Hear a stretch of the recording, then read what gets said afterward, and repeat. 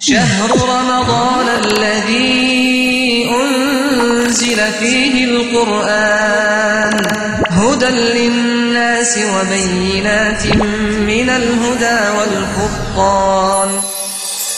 Кімде-кім Алланың мейірімінен үміттеніп, шын жүректен ораза ұстаса, күнәлары кешіріледі. Алла тағала не себепті адам баласына қасиетті Рамазанда бір ай бойы таң қараңғысынан күн батқанға дейін ішіп жемнен, нәпсі қалауынан бас тартуды бұйырды. Осы бір ғана сұраққа жақсылықты сүйіншілейтін көл-көсір жауап табуға болады. Я, Алла ризалық үшін шын ықыласымен ауыз бекіткен мұсылманның сыйын ақырет күні бір ғана Алла береді, және оның мөлшерін пенделік түйсік өлшей алмас. Рамазанда ораза ұстаушылар кіретін Раян есігіне жолдама алады. Тағы таудай сауаптар. Ал бұл дүниедегі сыйы туралы не білеміз? Ең әуелі, иманның жартысын құрайтын алтын қасиеті сабырын шыңдайды. Күнәлар әлеміне айқара есік ашып беретін нәпсісін бұғаулап, өзіне бағындыра бастайды. Жаны рухани кемелдікке қарай ұмтылады. Бір қызығы, денсаулықтың жақсаратынын бүгінгі медицина дәлелдеп келеді. Американың соңғы кездері жазған журналында мен оқыдым. Солар ауруханада ауруларды екіге бөліп, бір ауруларға күніне бір рет чере деп айтып, бір күн ұстап, бір күн ұстамайтын ораза ұстатқызып тексерген, эксперимент жасаған. Яғни ол нейрохирургический ауруларға, жаңағы анау болезнь Альцгеймера деген Америкада өте көп. Яғни ұмытып қала береді. Жаңағы тез қартаяды, нерв тіндері, бастың нейрондары өліп қала беретін ауру. Соған эксперимент жасаған кезде жаңағы ораза ұстаған ауруларда нейрондары қайтадан жаңара бастаған.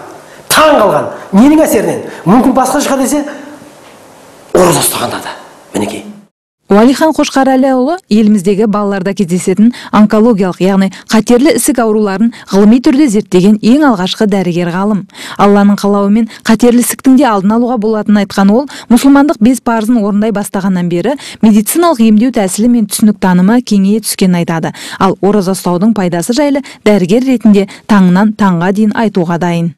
Таңертеңнен кешке дейін, мысалға ораза уақыты басылған кезде 16 сағат бойы біз тамақ ішпей, тек қана тамақ емес, су да ішпей жүрміз ғой.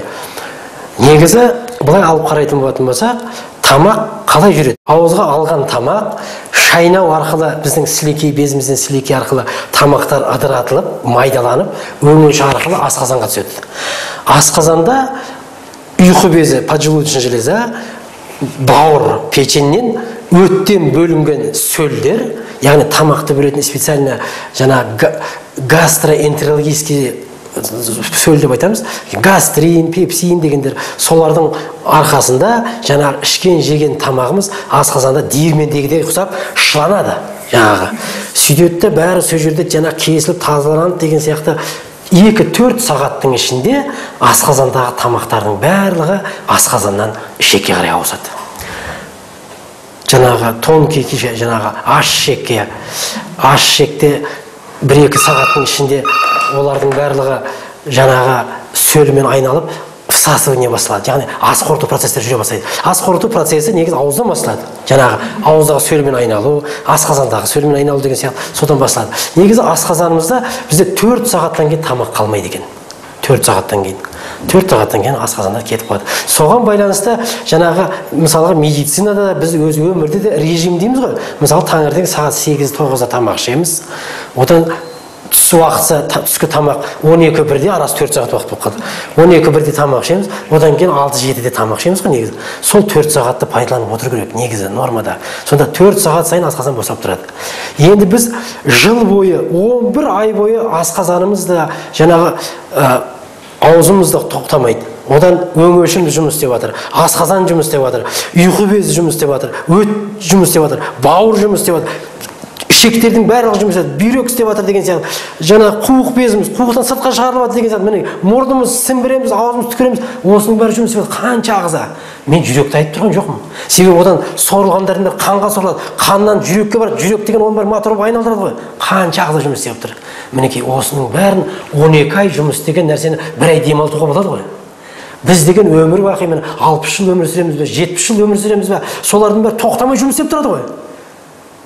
Біз Алла тағала Зүрият сүресінде айтады, мен сендерді және жындарды маған құлшылық ету үшін жараттым дейді. 5 парызды берді. Яғни мысалға байлығың болса зекет бер дейді. Парыз. Байлықты көбейтетін зекет. Ал біздің денсаулығымызды күшейтетін ораза. Алайда ораза тұтуды аштықпен емдеумен шатастырмау қажет. Өйткені аштықпен емдеуді дәріптеген мақалаларды ақпарат құралдарынан жиі оқығандықтан оның өмірде де қолданып жүрген бағамдауға болады. Алайда дәрігерлер аштықпен емдеудің зияны көп екенін айтады.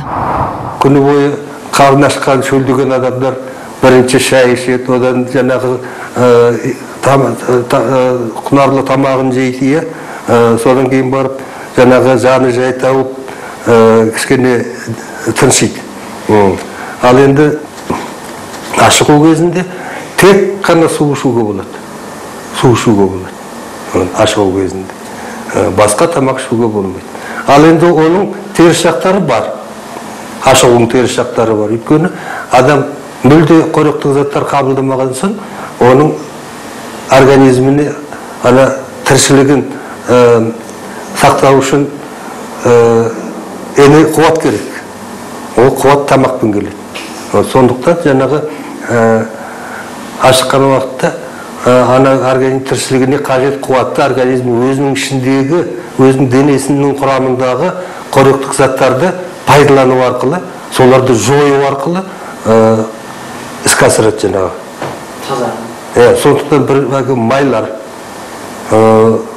бірінші майлар, бірінші көмірсулар жанат организмде қуат үшін, ал көмірсулардың мөлшері организмде көп емес.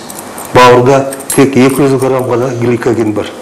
Қорымыз, көмірсудың қорлары. Сол бірінші жанып кетеді, бірінші суткада жанып кетеді, ашыққан уақытта. Одан кейін барып майлар жана бастайды.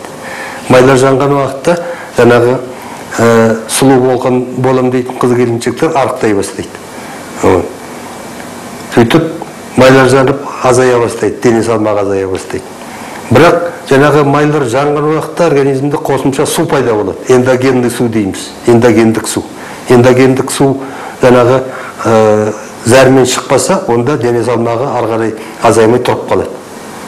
Сол уақытта жаңағы дәрігерлер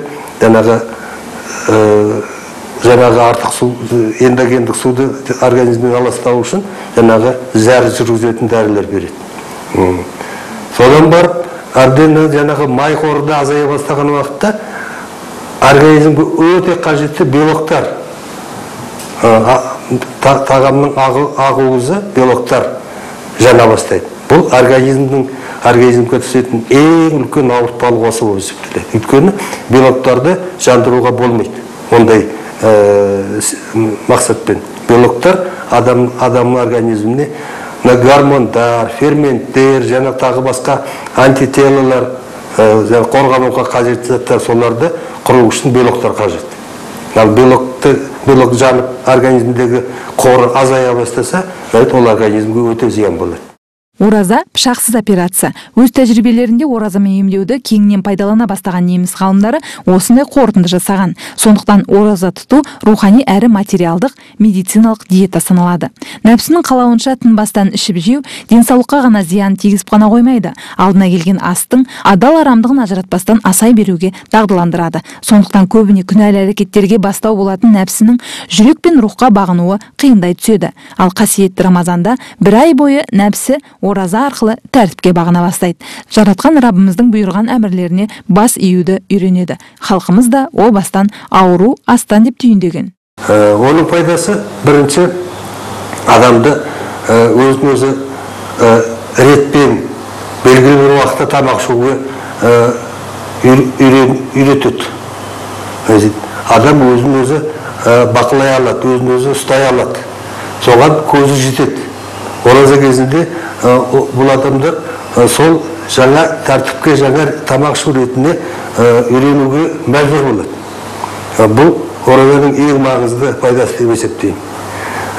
Екінші, ораза тұту кезінде мұсылман қауым әсіресе жастар жағы имандылыққа бет алады.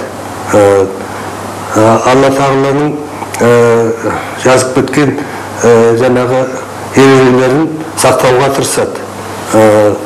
Жаңағы ренжімеу, әртүрлі қылықтарға, әрекеттерге жол бермеу сияқты сондай ережелер бар ғой ораза кезінде. Жалпы мұсылман дінінде ондай ережелер бар. Соны сақтауға жаңағы адамдарды соған үйретеді. Бұл оразаның жаңағы пайдалы жағы деп есептеймін. Үшінші пайдалы жағы сәл болса да организмге жаңағы тамақты аса көп ішпей жаңағы түсетін ауыртпалықты азайтады ораза сақтау. Ауруды жаратқан Алла, шипасын да беретін Алла. Мінекей шипасы. Сондықтан біздің өз қазақтың мақалы бар емес пе? Ішің ауырса, аузыңды тый. Мінекей қандай айтылған дұрыс. Сондықтан мен Құдайға шүкіршілік жасаймын. Тәубе деймін. Шүкір Алла деймін. Менің осыны түсініп, ораза ұстап жүргеніме Құдайға шүкіршілік жасаймын мен. Яғни мен дәрігерлік жағын сіздерге айтып тұрмын. Яғни ораза кезінде ораза ұстасаңыздар, ораза кезінде ораза ұстау оңай, себебі бәрі ораза ұстап жүр. Алла тағала бүкіл тозақтың есігін жауып, бүкіл шайтандарды кісендеп, перішелердің бәрі жерге түсіп бізге керемет жағдай жасап тұр. Ойбай, күн ыстық екен, шөлге қайтып шыдайсың деген. Мен Алматыда жүріп айтамын, Құдайға шүкір, Шымкенттегілер қайтып ұстап жатыр. Ташкенттегілер қайтып ұстап жатыр. Аравиядағылар қайтып ұстап жатыр. Күн шығады, батады ғой, барлық жерде бірдей ғой. Мінекей, сондықтан Алланың осындай жасағаныңа Құдайға шүкір. Алланың сүйікті пайғамбары, біздің сүйікті пайғамбарымыз Мұхаммед саллаллаху алейхи уассаламның осыны бізге үйретіп кеткеніне шүкір Алла, тәубе деймін. 2005 жылы қажылық парызын өтеген Уәлихан Қошқарәліұлы сол кезден бастап аптаның дүйсенбі-бейсенбі күндері ауыз бекітеді. Осылайша балалар дәрігері пайғамбарымыз Мұхаммедтің саллаллаху алейхи уассалам сүннеті бойынша ораза тұтудың кереметін тіршілігімен түйсінген жайы бар. Яғни ораза ғибадаттың ең үлкені деп пайғамбарымыздың тағы хадисі бар. Мінекей, сондықтан мен әшейін жай күндері де дүйсенбі-бейсенбі оразада болғандықтан маған ораза оңай ұстау. Мен соның арқасында ораза ұстау арқылы өзімді өте сергек сезінемін. Сергекпін мен. Ұйқым да сергек. Ұйқым аз, бірақ сергекпін. Мен барлық уақытта кереметпін. Керемет. Мен тамақты ойламаймын. Біз енді жанды аппаратпыз ба жаңағы? Азаннан кешке тек тамақ ішіп төретпен тамақтың арасында жүгіріп жүретін адам сияқтымыз. Оның бәрін тастау керек. Аурудың бәрі тамақтан. Американдық ғалымдар мұсылмандар оразасының ағза жұмысын жақсартып қана қоймай, өмір жасын ұзартатынын ғылыми тұрғыда дәлелдеді. Олар адамдар мен сүтқоректілер арасындағы ашығу мен өмір ұзақтығын түсіндіретін жасуша механизмін анықтады. Яғни ағзаға белгілі бір мерзімде ешқандай тағам түспесе, ол жасушадағы қартаю процесін тежеп, құрамын жаңартады. Ал бұл ағзаның жасару арқылы өмірінің ұзаруына ықпал етеді. Оразаның сөздік мағынасы бір нәрседен алыстау. Шариғат терминінде ораза ұстауға күші жеткен адамның ниет етіп, таң қараңғысынан бастап күн батқанға дейін оразаны бұзатын нәрселерден сақтану. Ал заманның үлкен ойшылы Имам Ғазали оразаның 3 түрі бар екендігін айтады. Бірінші, жалпыға тән ораза, яғни ішіп жеуден, жыныстық қатынастан аулақ тұру. Екінші, Алла тағаланың елден ерек құлдарына тән ораза. Бұл көз бен құлағын, аяқ қолы мен өзге де мүшелерін күнәдан сақтау. Ал үшінші, Алла тағалаға жақын адамдардың оразасы. Жүрегі мен ой сана әлемі Алла тағаладан өзге нәрседен пәк болу. Бірақ діннің байрағын желбірету жолында дүниені ойлаудың айыбы жоқ. Бұл толық адамның бейнесі. Ал адамзаттың абзалы пайғамбарымыз Мұхаммед саллаллаху алейхи уассалам оразаны теңдессіз құлшылық деп бағалаған. Өйткені Алла тағаланың алдында сауап жағынан оразамен тең келетін бірде-бір ғибадат жоқ. شهر رمضان الذي أنزل فيه القرآن هدى للناس وبينات من الهدى والفرقان